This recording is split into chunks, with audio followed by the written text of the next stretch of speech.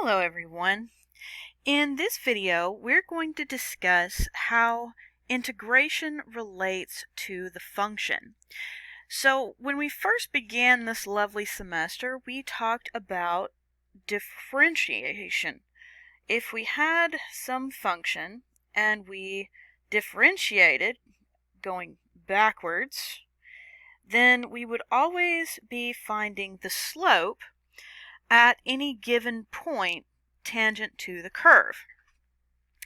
But this time we're going forwards and we are finding the integral. So what does the integral give us? Well, the integral gives us the area under the curve. Okay, so the derivative gives us the slope and the integral gives us the area. Now, this is both complicated and easy to explain all at the same time. So let us work with an example to make it just a little bit easier to picture for ourselves. So let's say we have this arbitrary function here, and we want to find the area under the curve. Well, there's several different ways in which to do this, and there's several different variables in which we can think about it. So in general, let's say that we just want to find the area. So you can't really find area easily with the curve as it's drawn, but we can draw around it, let's say with rectangles, and this goes to, so let's say here's a rectangle there, and there's a rectangle there, and there, and there. And I could find the area of all of these rectangles individually and add them up. And that's not great because we would have all this extra space here that the area is not calculating, but it would be a good starting spot, right? Would be a good starting spot. So there's a couple of ways in which we can do this with 4 rectangles. So if the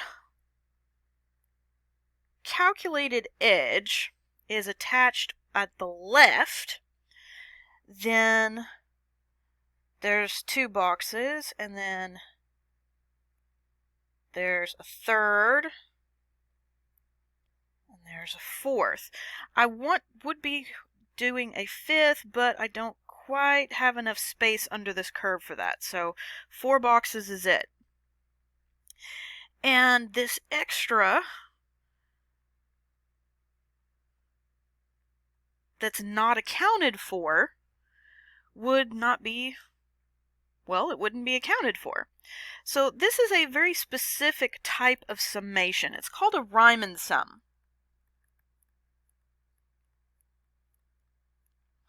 And we can write it in several different ways. But the general idea is always going to be the area under the curve. Well, if we're dealing with rectangles, what's the formula for an area? Well, if your area is length times width, right? So these boxes here, we would have the length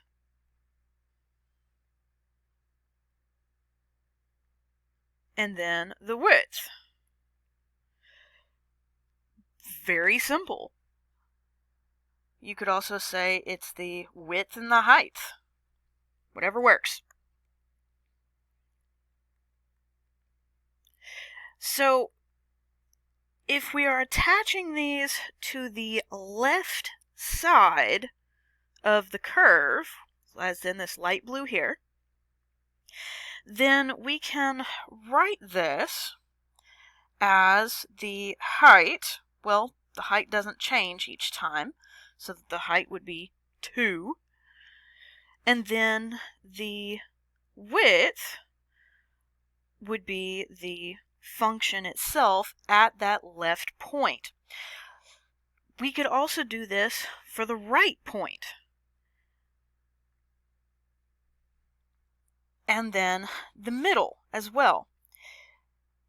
So let's, for kicks and giggles, let's actually calculate this, shall we? So the width, 2, is never going to change. So the area under the curve will be 2 times the height of the first times 2 the height of the second, 2 the height of the third, and 2 the height of the fourth. I could rewrite this as what is known as summation notation. The symbol, this lovely symbol, is called the summation symbol. It sums things. It adds them all together. So I could rewrite this light blue here as the summation of 2 times the height from 1 to 4, where that I is the height of each one. It's the same thing mathematically, it's just the notation for what it means. Okay? This would also say 2, the summation from I to 1 to 4 of h sub I. Any constant would be pulled out front, and we would take the summation of everything after it. Just like in the top here, we could say 2 h1 plus h2 plus h3 plus h4, and it's all the same thing. Mathematically, there's no difference. It's just how we write it. Now this is a bit specific. We are specific to the height of it as it pertains to the left side of our box. Okay? To the left side of the box. So do be careful. Left side of the box, which means the height of this first box here is 2, because that's where the dot is. The height of the second box would be 7, because that's where that dot is. The height of the third would be 7 again, because if we're going by the left dot, then that's where that lands us. And then that last one would be 5. Once again, that's where it lands us. So we can add those all up. So 2 plus 7 plus 7 plus 5. And that would give us our area, which is 42. Now let's make a note of this. The area that we found on the left hand is 42. Okay, so let's do the same thing, but this time let's do it to the right.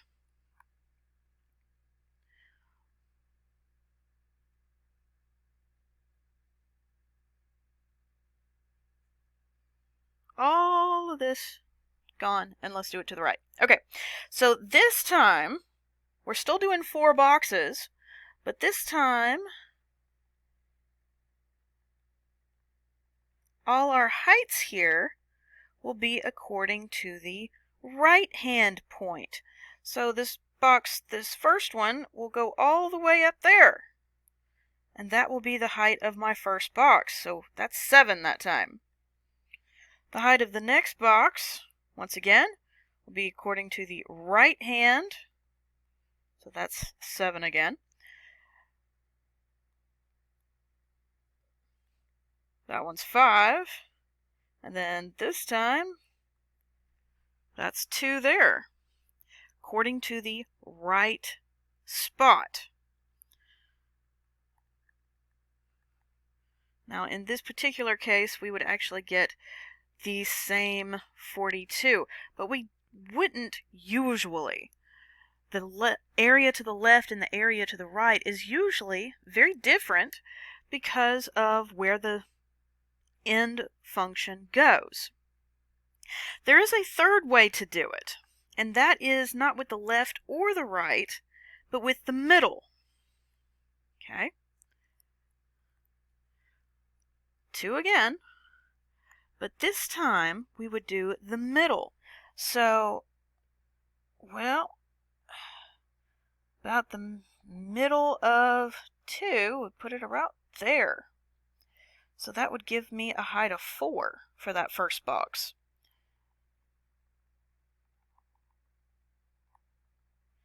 The middle for 2 to 4 would put it there, which would give me 8. The middle for the next one, give me 6, and then 3. Now this is way more accurate. In general, the area, if you're taking it to the left, will have area that you haven't covered. And so you'll be lower than will the other way. The area to the right usually is over because you're calculating things that are not quite there. The area in the middle is usually the most accurate. Okay? Now there's one thing that we've held certain in all 3 of these cases, and that is that we're dealing with 4 boxes. But what if we deal with more? What if we dealt with 5 boxes, or 6, or 7, 9? The more boxes that we would have, the closer to accurate our area would be. We would still do height and width, length and width, whatever you want to call it, but the more boxes that we would have, and if we always took it from the midpoint of each of the boxes, is what we would get for the best way possible of finding the area under the curve. That is the basis of what a Riemann sum is.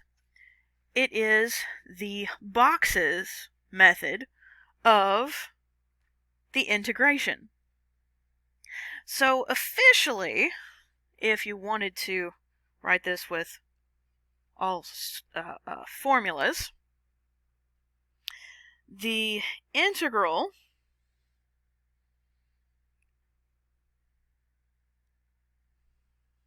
is the area under the curve, which is the summation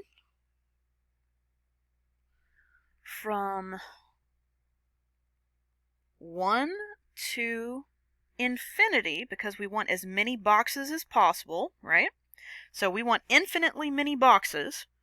So the summation of the function itself at whatever it is, from the left or the right, that depends on the x, and then times the width, which should never change. So this triangle x here, that's the width of the box. Right? It's the width of the box. So that will actually never change. So we can always pull that out.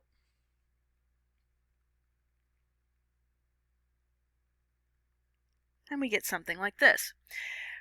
The f of x sub I is contingent on which way you're going, whether it's the left-hand box, the right-hand box, or the midpoint. These are called, oh so creatively, the left Riemann sum, the right Riemann sum, and the midpoint Riemann sum, and all of which are actually calculated the exact same way, except you have to remember which way you are going. So do be careful there, and remember that we always want more boxes if possible, and that is the basis of what an integral is. It's the area under the curve. But this is known as an indefinite integral as opposed to a definite integral, and we'll get to those in a minute. So all of these go together, and we can have some practice with summations. So let's see here. if we wanted to write the summation of the odd number set from 5 to 11, anytime you have a summation, you would have the summation symbol, and you would start wherever they told you to. K is common for a variable, but you don't have to. And you could say it in many different ways. So you could start with K is 5, and then you would say, well, K plus 2.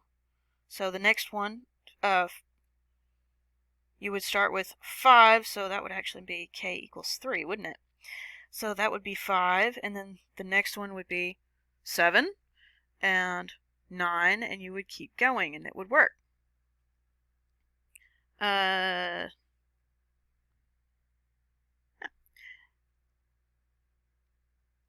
But not quite, would it? Because we would have this skip in the middle.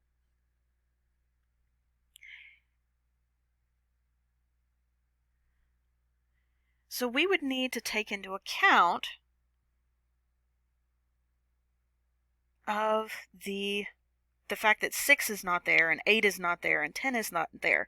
So how about, instead of doing K plus 2 here, we would do K plus 2 there of K. So we would start at 5, and we would go to 11. So when we're working with summations, there's different ways in which you can write the same summation. And it all means the same thing mathematically. Math doesn't really care. But for us, it kind of does. So let's take another one. How about if we had 7 and plus 14 and 21 and 28 and 35 and 42. Okay. Well, we notice immediately that every single one of these is a multiple of 7. So this would be 7 times 1, 7 times 2, 7 times 3, 7 times 4, and 7 times 5, and 7 times 6. So we could write this as the summation times 7, so 7 times K, from K of 1 to K of 6. And there's the K, right there. So that's a little bit easier. The 7 is the constant, and we could rewrite this as 7 summation K of 1 to 6 of K. Mathematically, there's no difference. We could also go the other way. If they give us a summation, we should be able to write it out. So the summation of, let's say, m equals 1 of 3 to 4m plus 4 over 7, we can write this with numbers. So m of 1 would be 4 times 1 plus 4 over 7. M of 2, 4 times 2 plus 4 over 7. And m of 3. And I would stop there because, well, they told me to. I only go from m to 1 to 3, and I would stop and actually work out what all those lovely numbers are, and use your lovely calculator, and you would get 36 over 7. So you can go both ways. You can go both ways. Now this is significant because of what comes next. If we start with a Riemann sum, and that is the area under the curve, and you can go either way from forwards and backwards of your summations, this leads into the lovely world of definite integrals. A definite integral does not have that lovely plus c that we were talking about last time. Instead, we have that it is an actual number. And not only that, it's a prelude of our formula up here. So definite integrals, let's erase that a little bit. It goes from a specific number, one end of the number, to the other end of the curve, dx. And we could write this as the limit as the difference goes to 0. So we want to make as many boxes as possible. So we want that the difference, the width of the boxes to be as close to 0 as we can without actually hitting 0 of the summation, so the difference of the summation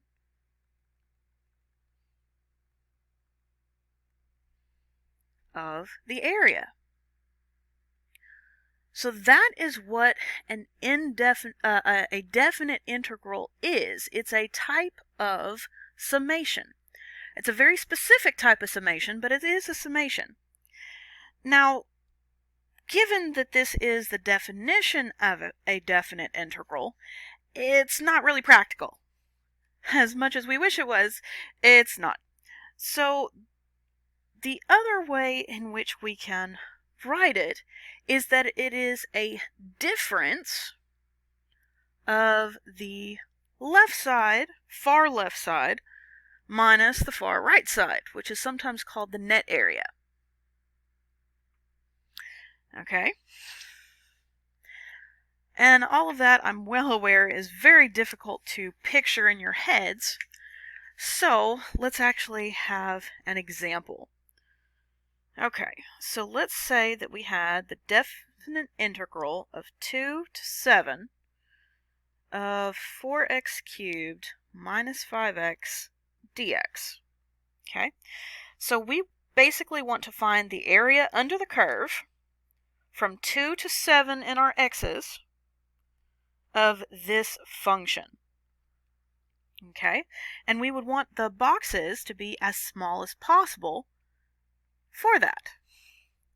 So based on what we know already of our rules of derivatives and our rules of integration, we can go ahead and pull this apart based off what we did last time.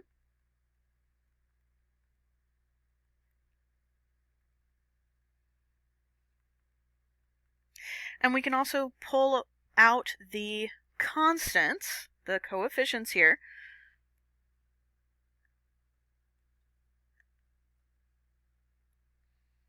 And all of that follows the properties of integrals that we did last time.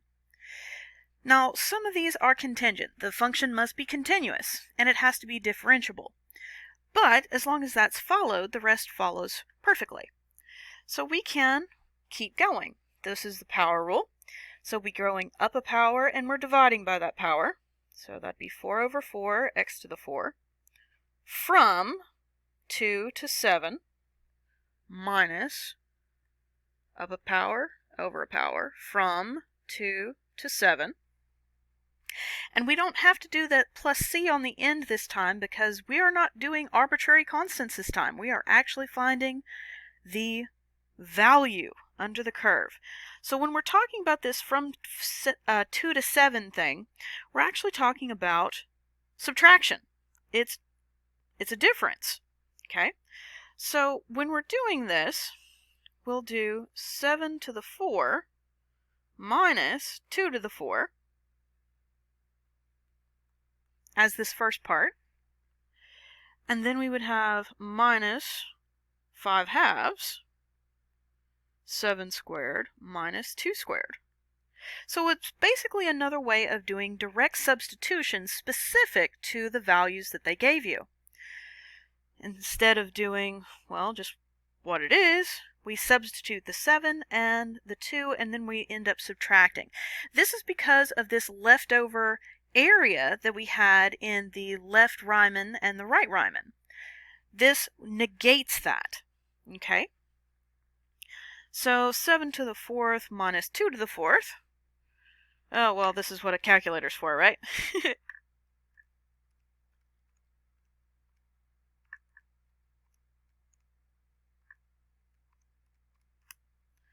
So that gives us 2385 minus 5/2 of 49 minus 4, which is 45. And then do the lovely math. 2385 minus 5/2 of 45, and we get a lovely 2272.5. So this is the most accurate area under the curve for the function 4x cubed minus 5x from the integral, or interval. You ever wonder why it's called an integral? Well, an integral is over an interval. Over the interval from 2 to 7. That is how integrals work. So you are finding the area under the curve using summations. But we're doing it with definite integrals, and we're doing it very quickly with this method.